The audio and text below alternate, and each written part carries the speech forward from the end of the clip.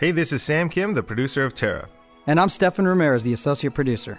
We're excited today to provide a brief highlight of the demo we gave to community and press at PAX 2010. What you're about to see is an exclusive look at a new, updated build filled with content, improvements, and polish. This is not a trailer, but a cut-down version of our demo built entirely from footage captured in one of our playthroughs. TERA is deep.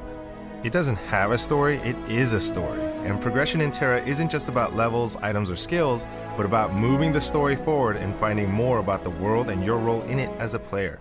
Which brings us to why we're here today.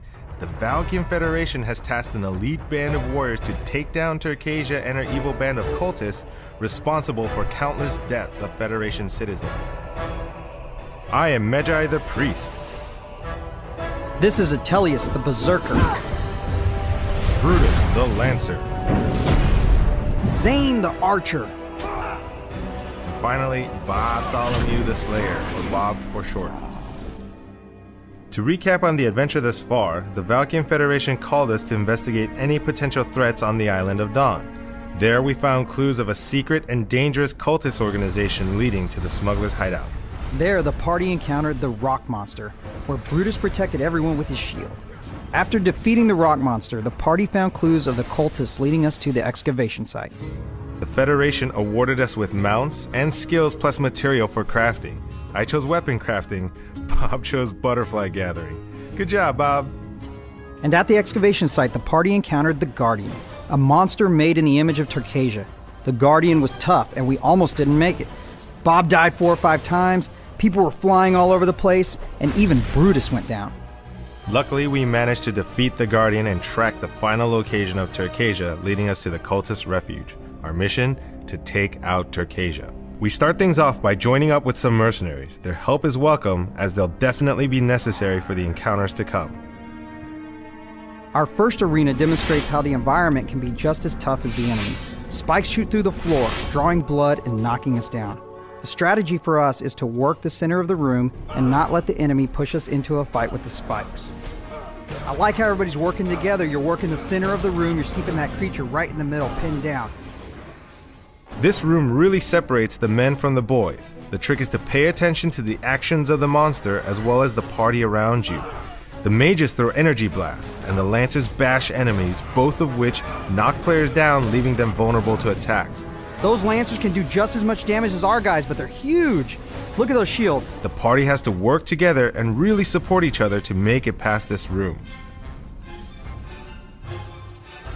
This is a classic example of looks can kill.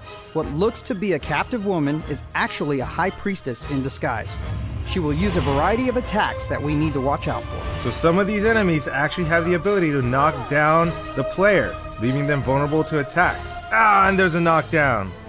Her scepter will swirl around with a purple streak right before she blasts ice at you. We need to avoid this and take up position behind her or to the sides to attack while avoiding damage. This is an Argon army destroyer. He is a devastating force that will require us to focus on movement, placement, and timing. Yowza, that is a big hit.